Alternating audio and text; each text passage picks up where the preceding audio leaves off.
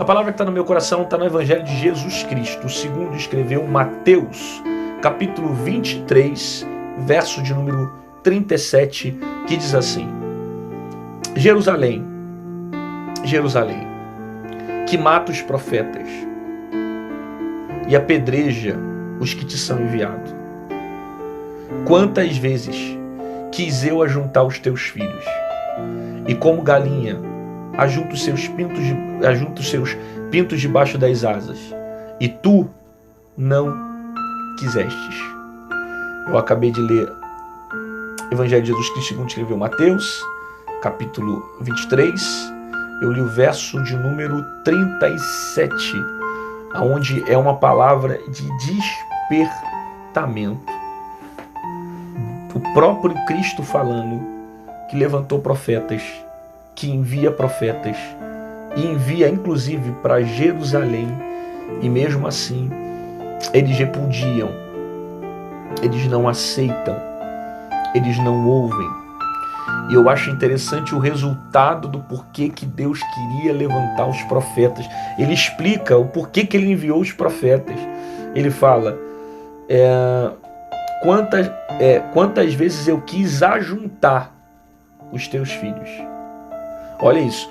Esse ajuntar os filhos é o resultado pelo qual Deus enviou o profeta. Esse ajuntar os filhos é o propósito pelo qual Deus levantou profetas. Então por que Deus levantou profetas aqui em Jerusalém? Para que houvesse uma união, uma sincronia, para que todos estivessem sintonizados no mesmo propósito. Ok? Jerusalém, Jerusalém, que mata os profetas e apedreja os que te são enviados. Quantas vezes eu quis ajuntar os teus filhos? Ou seja, o próprio Jesus dizendo, eu quis restaurar, eu quis ajuntar, eu quis trazer aproximação. Quantas das vezes eu quis trazer mudanças boas, mas vocês mataram o profeta. Vocês apedrejavam os profetas. É interessante essa expressão que Jesus usa dentro de Jerusalém, né? E também interessante o fato da gente perceber que os profetas, eles eram perseguidos, não só em Jerusalém. Em todo Israel você vai perceber que a maioria daqueles que tinham um compromisso com Deus e eram profetas de verdade, eles passavam por prisões, por apedrejamento, por sofrimento, por perseguições, né? Porque na maioria das vezes a voz do profeta, ela não agradava a maioria, ela não agradava a multidão. Em grande parte das vezes a voz do profeta, ela confrontava a maneira como as pessoas viviam.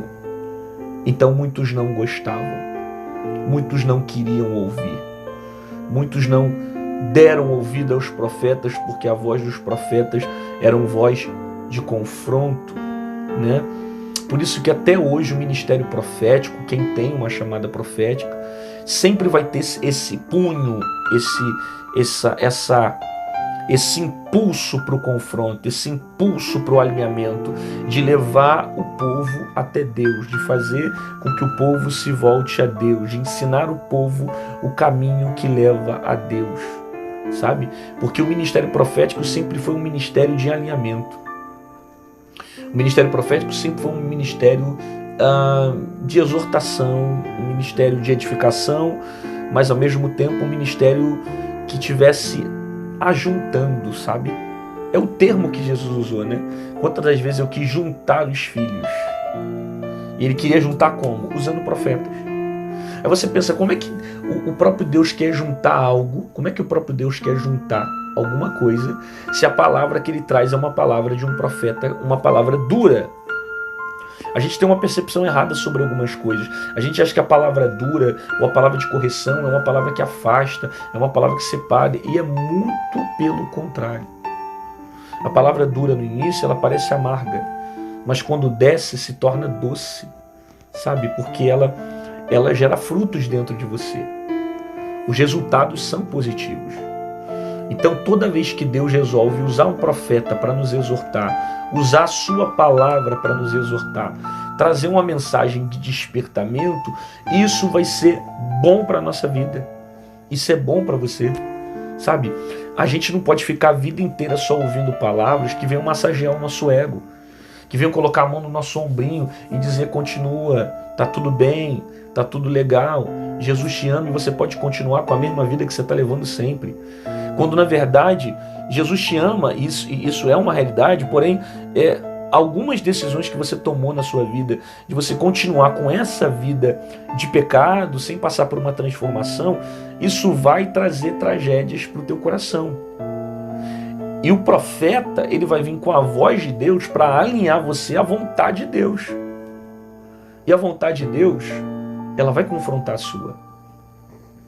Os desejos de Deus vão confrontar os seus. Porque muitas das vezes a sua natureza carnal vai tentar sobrepor a natureza espiritual.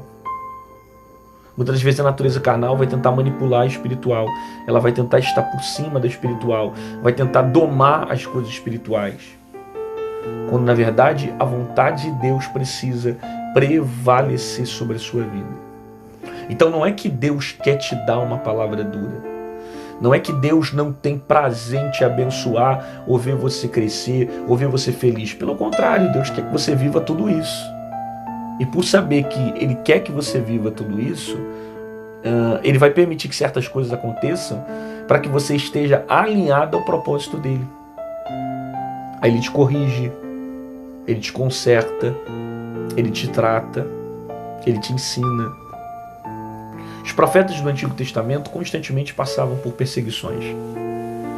Você pega a história, por exemplo, desses profetas como Isaías, Jeremias, que foram cerrados ao meio. Teve profetas que perderam a cabeça. Paulo perdeu a cabeça. Pedro crucificado de cabeça para baixo.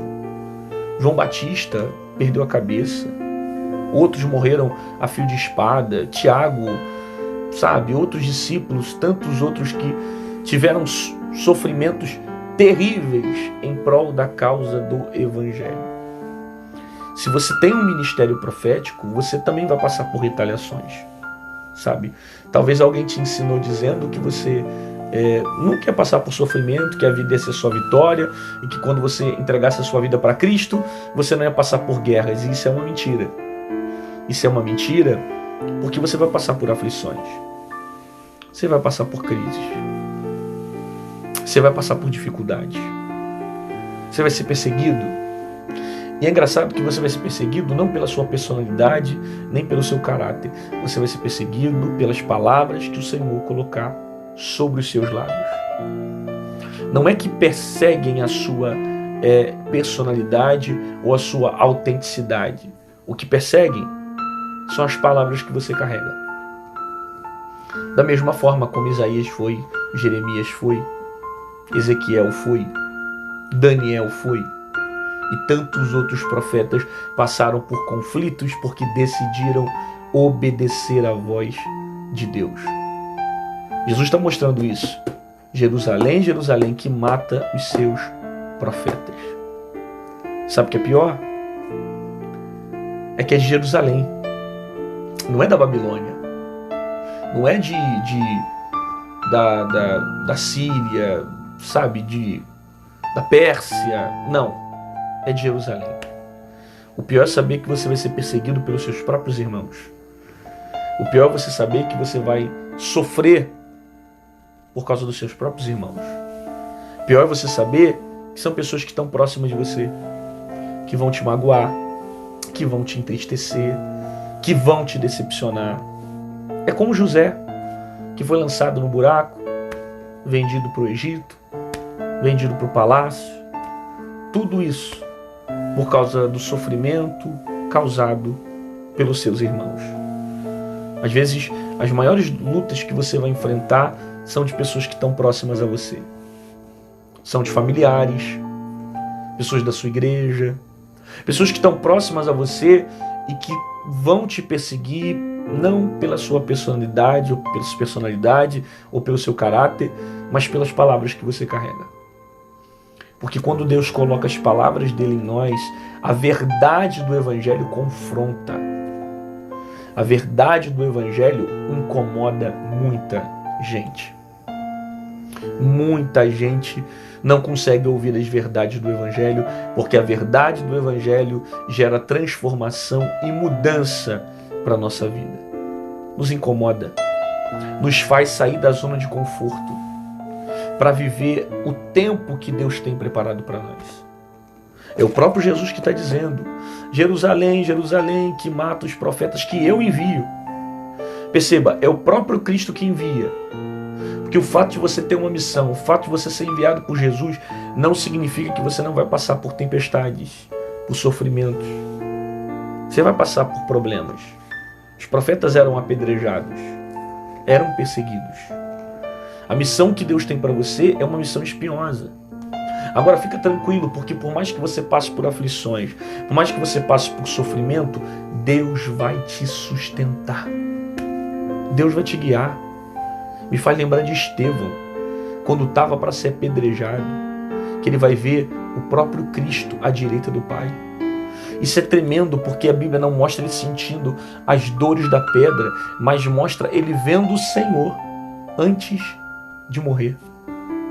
Ele está sendo apedrejado, mas ele está vendo o Senhor à direita do Pai. Isso que é tremendo, porque de alguma forma Deus nos conforta até mesmo diante das perseguições, das calúnias, das injúrias, das difamações, das pedradas. Jerusalém, Jerusalém, que mata os seus profetas e apedreja os que te são enviados. Quantas vezes quis ajuntar a teu filho, como a galinha junta os seus pintos debaixo das asas, só que tu não quisestes. Ou seja, é o próprio povo de Israel que rejeita a vontade de Deus. Deus envia profeta para trazer uma palavra de direcionamento, mas o próprio povo de Israel rejeita a palavra, não se submete à palavra, porque a palavra confronta, porque a palavra ela mexe com algumas coisas aqui dentro. Agora, qual o propósito da palavra? Trazer união, ajuntar, sabe? É isso que Deus quer fazer. Deus quer trazer mudanças na sua vida. Deus quer juntar algumas coisas que estão fora do lugar e colocar no seu devido lugar. Deus quer mudar a tua casa, Deus quer mudar a tua mente, Deus quer mudar a tua família. Mas para isso, às vezes você precisa ouvir uma palavra um pouco dura, uma palavra de alinhamento, uma palavra que venha gerar mudança na sua vida. E é o próprio Deus que faz isso, não porque Ele quer teu mal ou quer te machucar, mas o próprio Deus que permite isso para que haja um despertamento, para que haja mudança. Você vê que Israel muitas das vezes estava na iniquidade, porque mesmo Deus enviando os profetas com uma palavra dura, eles rejeitavam. E como é ruim quando uma pessoa ouve a voz de Deus, está vendo Deus falar e ela rejeita essa voz. Ela não quer essa voz. Ela não se submete a essa voz. E por não querer viver a voz de Deus, ela continua vivendo na voz do pecado, na voz do diabo, na voz do mundo, na voz das circunstâncias que estão ao seu redor. Que possamos nessa manhã absorver a palavra de Deus e entender que ainda que a palavra seja dura, que nós venhamos se submeter a essa palavra, porque essa palavra vai gerar resultados dentro de nós. São palavras que vão gerar cura, são palavras que vão gerar mudança, são palavras que vão gerar libertação. E entender também que se você tem um ministério profético, você vai passar por certas crises, deficiências, dificuldades, perseguições, mas todavia o Senhor não te deixará sozinho. Você não vai ficar sozinho. Não há um profeta na Bíblia que manteve a sua vida no altar e que morreu sem Deus ou que morreu distante de Deus. Deus não abandonou nenhum desses homens. Pelo contrário, durante a trajetória, teve até alguns que foram se afastando de Deus, mas não Deus que se afastou do homem. Por isso que a Bíblia fala que os vossos pecados fazem separação, porque não é Deus que se separa de mim, são os meus pecados que me afastam de Deus. E às vezes é bom nós ouvirmos uma palavra que parece dura agora, mas que lá na frente vai gerar um resultado, vai gerar uma mudança, vai fazer eu mudar meu comportamento, fazer eu mudar minha mente, fazer eu mudar a maneira como eu enxergo o mundo, do que ficar vivendo a vida inteira num caminho de destruição, num caminho de desgraça, sem receber uma palavra de despertamento. Que Deus fale, e ainda que seja de exortação, ainda que seja de correção, nós venhamos estar dispostos a ouvir a sua voz e a submeter a sua palavra, porque tudo que Deus tem para fazer na nossa vida é bom. Olha o que ele queria fazer. Ele queria juntar. Só que Israel não queria ouvir a voz dele. Porque no início a voz profética era uma palavra dura, mas o resultado era para trazer união. Existem coisas que o próprio Deus está fazendo e falando na sua vida, não para o seu próprio mal ou para a sua derrota, mas para trazer união, para juntar as peças, para interligar as coisas que estão fora para o seu devido propósito. Você recebeu essa palavra? Deus está falando contigo? Então escreve aqui nos comentários alguma coisa que você entendeu dessa palavra. Coloca aqui, não sei, alguma coisa que Deus falou com você, né? Eu vou ouvir a voz de Deus, eu vou me submeter à palavra de Deus, eu creio que o resultado vai ser melhor, eu creio que Deus tem o melhor, eu entendi que é melhor obedecer à voz de Deus. Não sei, alguma coisa que você pegou dessa palavra, coloque aqui nos comentários para que isso seja consolidado na sua vida e que também mais pessoas sejam edificadas através desse posicionamento, da palavra que você também está reproduzindo aqui nos comentários, tá bom?